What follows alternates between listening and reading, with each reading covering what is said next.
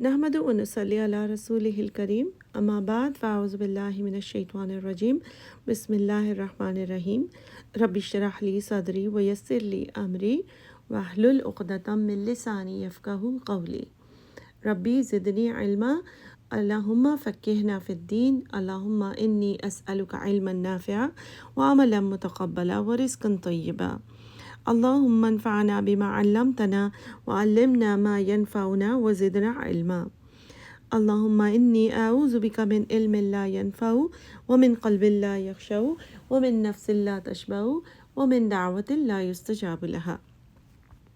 Inshallah, today we will be studying Surah Al-Baqarah ayat number 63 onwards. The goal is to study ayat number 63, 64, 65 and 66. The main topic is Bani Israel still. Allah subhanahu wa ta'ala gives us two main examples over here, and these are related to the importance of following the commands of Allah, importance of Sharia, and how we should take it seriously. And Allah subhanahu wa ta'ala in the first two ayat talks about how Mount Toor was raised upon Bani Israel to show them that Allah subhanahu wa ta'ala wants them to take it seriously, and Allah wants them to practice according to the book, otherwise they can be crushed very easily. And usually most people have heard about this raising of Mount Toor, but we miss the deeper meaning of this whole event. That's what we are going to discuss today. The second event that we are going to talk about is the Sabbath in ayat number 65 and 66. Inshallah. And this is very specific example of what happens when people don't follow the Sharia. So let's see ayat number 63 were and is when. Akhazna, we took, Hamza Khazal. Mithaqakum, waw ta qaf, meaning the covenant. So waw ta qaf is a very strong promise, a very strong contract, meaning there's signing and everything as well. So the usage of this word shows us that Allah subhanahu wa ta'ala made it very clear that this is important. This is not something that you can just take it lightly. And Allah subhanahu wa ta'ala mentions how, in what conditions was this misaq, this covenant taken? Wa and rafa'ana, rafa'ain meaning raised, na we, and we raised, fawqakum over you, fawqaf means over, kum means you, at-tura, the mountain. So Tur is generally any green mountain, but in this case, the specific one where Musa alayhi salam got the commandments, the tablets of Torah, and Allah subhanahu wa ta'ala also spoke with him. This whole thing helps us imagine what was happening, that they were all standing in a ground and Allah subhanahu wa ta'ala raised the Mount Tur to show them that Allah is really upset with them. This is also to show us that Allah subhanahu wa ta'ala really cared about them. Just like any sincere teacher or parents, after they've tried all the nice, sweet ways of accommodating, trying to motivate a child, to remind them everything is done, and they still don't see any change, what happens? They start getting upset. They start giving them the consequences. They want to show their anger to make them understand that this is a serious matter. It cannot be taken lightly. So Allah subhanahu wa ta'ala raised the Mount Tur also to show them the significance of the Sharia, and also to show them that Allah loves them and Allah is not leaving them for the punishment on the Day of Judgment. Allah is actually showing them the punishment in this world so they can correct their ways. All right, so let's see what were the words, what were the terms or clauses of this covenant word. Allah subhanahu wa ta'ala mentions in the same ayat, khuzu, hold, the root is Hamza Khazal, ma, what, atainakum, Hamza Taya, given, na, we, kum, to you. So hold what we have given you. How should you hold it? Bi kuwatin, with the kuwa, with complete strength. Of wow, yeah. So Allah subhanahu wa ta'ala tells them to hold what we've given you strongly. What was given to them? Torah, and the commands, and holding strongly. What does that mean? It means both literally strength or metaphorically. Literally, it means to hold it closely, hold it strongly, meaning not to let it drop, not to throw it, not to leave it behind, keep it close to you. And metaphorically, it means to work according to this, to take it seriously, to learn, to understand the commands, the meanings, how to apply in your day-to-day life, how to make your decisions according to it, and not to just use it only at occasions. Hold it strong means to be very close to it all the time. And then what was the second thing in this covenant was Guru Zal Kafra, meaning to remember, which has both meanings, to memorize and to remind. And we'll go into these two meanings as well. So was Guru and do the zikr ma, what fihi is in it. Now, what does it mean to do the zikr of whatever is in it? Do the zikr could mean to memorize, just like we memorize the ayat of Quran. So it is close to us, it's in our heart, it's within us. We are very close to it. And more dominantly, it means to remind yourself, which means to read it frequently, to talk about it frequently, to be able to use it as you need it in your decisions. Unfortunately, many of us Muslims also, they've read the Quran once in their childhood and then they read it every Ramadan. So it is not supposed to be like that.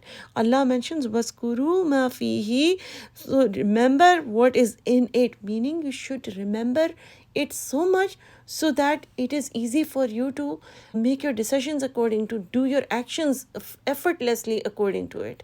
If you hardly remember what is written in it, or if you don't even understand what is written in it, then how will you work according to this?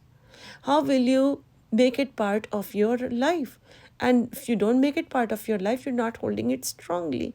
So over here, it means that we should also learn from this ayat that we're supposed to spend more time with Quran. We're not supposed to just do it once a year or use it as a book, in the weddings, or leave it on a beautiful shelf and in beautiful galaf. We are supposed to remind ourselves, remind others about it, meaning ask yourself, how much time do I spend with it? How much do I read it? Do I make it part of my life every day? Do I go to classes? Do I listen to scholars? Do I understand the meaning of the words of Allah that Allah has mentioned in the Quran? Do I even understand the different meanings of the commands? How to follow them? If you don't do this frequently enough, then it will feel like you have to make a lot of effort to work according to Quran. Just take an example of different kinds of songs. If you're listening to certain songs, or watching movies or watching dramas or something, and in your friend circle also you're talking about those things, in your family gatherings also you're talking about this, what will you be occupied with all the time? It will come to you very naturally, the words of that song or something like that, right? So in the same way, whatever you do more frequently, you will be occupied with that. Allah subhanahu wa ta'ala wants us to be occupied with what Allah has sent to us. Allah wants us to hold it strongly. Allah wants us to follow according to it and to be able to understand it properly. Okay? And then the last two words of this ayat, لَعَلَّكُمْ tattaqun, so that you may, perhaps you may, tattaqun, you may become righteous. And the root for tattaqun is waw, qaf, ya, waqi, which means to protect. So how can we protect ourselves from sins if we don't read this book very regularly? It is going to be very difficult for us to remember what is a sin and what's the right thing. We'll slip into gossip and ghiba without even realizing. But if we are reading this book every day, Allah subhanahu wa ta'ala will help us understand it. Allah subhanahu wa ta'ala will help us remember it at the time when we need to use it, inshallah. Then ayat number 64, Allah subhanahu wa ta'ala mentions how even after this event, Bani Israel went astray. They did not take it seriously. Just like they were with other miracles, they took it serious for just some period of time, and then they turned away from this. So they forgot about it and they started living their life just the way they used to. Thumma, then, tawallaytum, wow, lam, ya, you turned away, mim ba'di zalik, from after that. So after all this happened, what did you do? You turned away. You started living your life the way you were living before. You did not take it seriously. For then, so falawla, so if not, fadlullahi, if it was for the grace of Allah, for the fadl of Allah, alaykum, upon you, what else? Wa rahma, and His mercy. So Allah mentions the two words over here that Allah had on them and Allah has on us as well. So Allah subhanahu wa ta'ala mentions that if it was not for the fadl and the rahmah of Allah, what would have happened? La, surely kuntum, you would have been minal khasirin, from among the khasirin, among the losers. So Allah subhanahu wa ta'ala, this is the love of Allah subhanahu wa ta'ala for us. This ayat mentions Bani Israel, where Allah subhanahu wa ta'ala gave them a chance as well, that these people will turn back. And Allah subhanahu wa ta'ala gives us the chance also. From the wisdom of Allah subhanahu wa ta'ala, it has been decided, Allah does not just crush and kill immediately. Allah keeps giving us the chance, and that is not because we deserve it. Because the word fadl over here means grace, which means giving somebody without even them deserving that, or more than they deserve. It says because of the grace of Allah. It's like a bonus that is given to somebody. And rahmah, what is the meaning of rahm? When somebody is doing wrong and you let it go. You say, okay, they'll be fine soon. So Allah subhanahu wa ta'ala keeps giving us time. Just like any other tests that come in our life, Allah subhanahu wa ta'ala does not, it's like a hint. That is also a mercy from Allah subhanahu wa ta'ala, that we are supposed to turn towards Allah. We're supposed to follow more of the commandments. So, if there is anything lacking from our worship, from our faraid, from the obligations that we have to fulfill, we should pay attention to that, and we should stay steadfast on that. We should not turn away from that. Okay, we start like saying that I'm not going to miss Fajr from now, for example.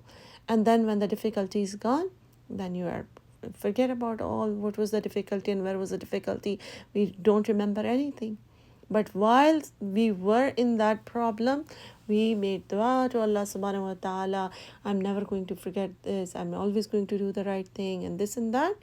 And after, Allah subhanahu wa ta'ala has His fazl on us also. Allah has mercy on us. But what happens to us when we read these kind of ayat only from the point of view of Bani Israel? We think that how can they forget such a big event? Now, think about all the difficulties that have come in your life, and how desperately you made dua, and how desperately you probably started some nawafil or giving sadaqah more regularly or something like that.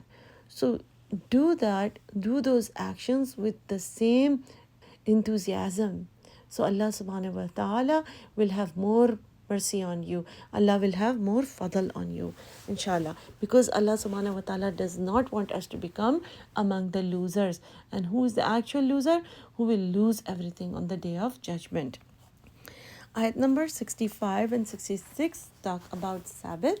This is another event. This is kind of after giving us the basis, the foundation about the importance of Sharia in a Muslim's life. Allah subhanahu wa ta'ala gives us a very specific example from the Bani Israel. So there was a tribe, this is said that it was in times of Dawood alayhi salam. There was a tribe of fishermen. What they first, let me explain to you what Sabbath was. So the word sin bata sabbath in Arabic means to cut, which means that these people, the Yahud, were supposed to take Saturday and cut all their routine activities that they used to do every day, and they were supposed to cut those routine things and dedicate their time for the entire Saturday in the worship of Allah subhanahu wa ta'ala for their deen. We do have Fridays as our holy day, but Allah subhanahu wa ta'ala encourages us to go back to our regular life right after the khutbah and the Jummah prayers. The Christians have Sunday as their holy day.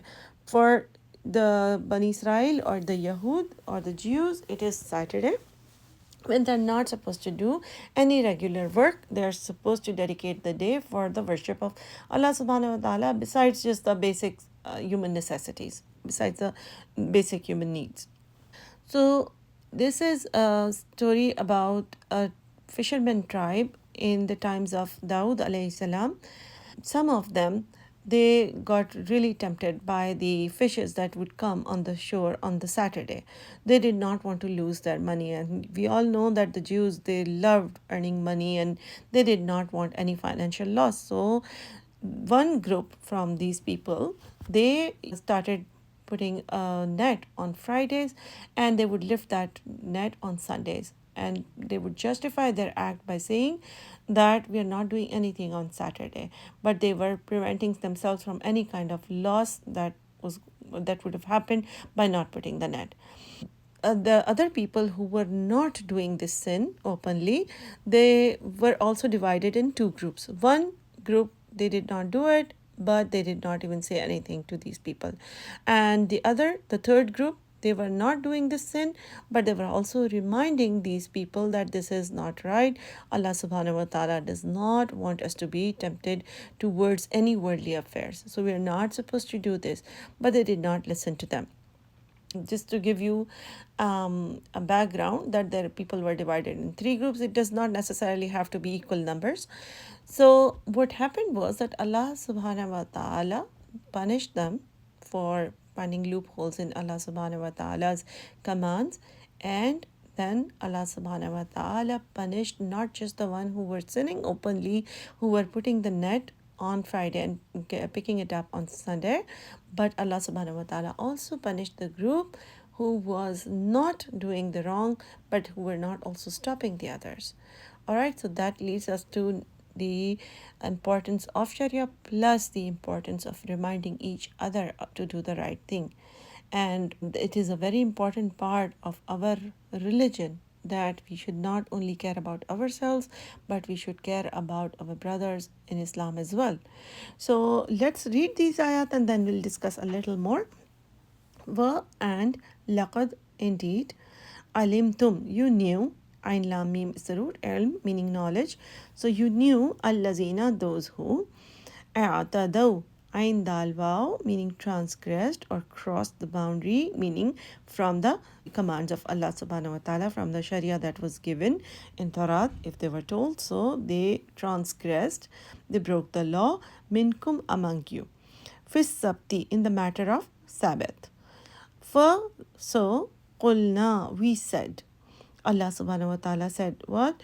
Lahum, to them, kunu, become, qiradatan, qaf radal, apes or monkeys, khasiin hamza, meaning despised, completely hated. So what happened was that these people became monkeys, but they were physically they were monkeys, but mentally they were still the same people that they were. So it was really painful for them to see themselves in that condition, to not be able to completely recognize their wives and husband and children and who was where, and were hated, and like to be physically even in the form that you are despised, you're hated, you're made fun of. If they change the form of the law by Allah subhanahu wa ta'ala, Allah subhanahu wa ta'ala changed their form. And this shows how much qudrat Allah subhanahu wa ta'ala has. If Allah wants to do anything, it is not difficult for Allah subhanahu wa ta'ala. And also to us, this shows that we cannot take it lightly, that Allah subhanahu wa ta'ala's commands, nobody follows it, so we don't follow it. We cannot say that. It's not like Allah cannot see what we are doing. Every person is accountable. In this case, we can see there were three groups now. And even the ones who were not reminding others were given the punishment. Why? Because it is a major part of our religion that there is a hadith of the Prophet sallallahu alaihi wasallam. If you see something wrong, try to stop it with your hand. If you cannot stop it with your hand, try to stop it with your mouth. If you cannot stop it with your mouth, then at least you should dislike it so much, you should hate it, that something wrong is happening, a sin is happening, Allah's law is being broken, the Sharia law is broken. And Prophet ﷺ said that that's the lowest level of Iman, meaning it's a very weak Iman to not do anything about it. But at the least, a person should find it hateful. He should not be okay with somebody breaking the law of Allah subhanahu wa ta'ala. This is how important this is. So we should not just follow the trend, follow people thinking that everyone does it. So what if everyone does it? It is important. Allah subhanahu wa ta'ala has shown the Bani Israel and put it in Quran, so we can see it that Allah put the mountain on top of them, that see, I will crush you, and the punishment in the hereafter is going to be even worse than that. So you should be very careful. And then the next ayah, for so ja'alnaha, we made it, nakalan, noon kaf lam, meaning a deterrent. Noon kaf lam is also the word used for leash. Leash is something that you can pull, right? The animal can be pulled or kept away from something. So it is a deterrent punishment, lima, for those, baina yadaiha, in front of them, meaning for the people who were right there and then during those times, wama, and for those, khalfaha, who came after them, meaning us. Wa, and what else is to be learned from this? Ma'izatan, wow, ain zwa, meaning an admonition, thing for us to learn, a nasiha, something, a lesson to be learned by whom? Lil muttaqin, by the muttaqin, by the pious people. Now this is very important. People who are pious or who want to become pious, what is their attitude towards life? They want to know things that they should stay away from, right? Just like a person, if they are told that they are pre-diabetic, they will try to stop. They will try everything that is possible, and they will try to learn more about how they can save themselves from diabetes, or there is any other disease that they think that there is an onset or something. They will try to cure it at the onset, or they will try to stay away from something like that, right? In the same way, Allah subhanahu wa ta'ala mentions that this is not just a story. It is a nasiha, it's a wa'az for people who want to protect themselves, and this is a deterrent for people who just think that, okay, we can do this, and Allah subhanahu wa ta'ala, na'uzubillah, He will not find out. We are doing the right thing, and then just being happy, thinking that you're fooling everyone. So keep in mind, Allah subhanahu wa ta'ala knows everything. It is only the fadl and mercy of Allah that He lets us live. So He gives us a chance so we can come back and seek forgiveness from Him. Subhanak Allahumma bihamdika, nashhadu an la ilaha illa anta, nastaghfiruka wa natubu alayk.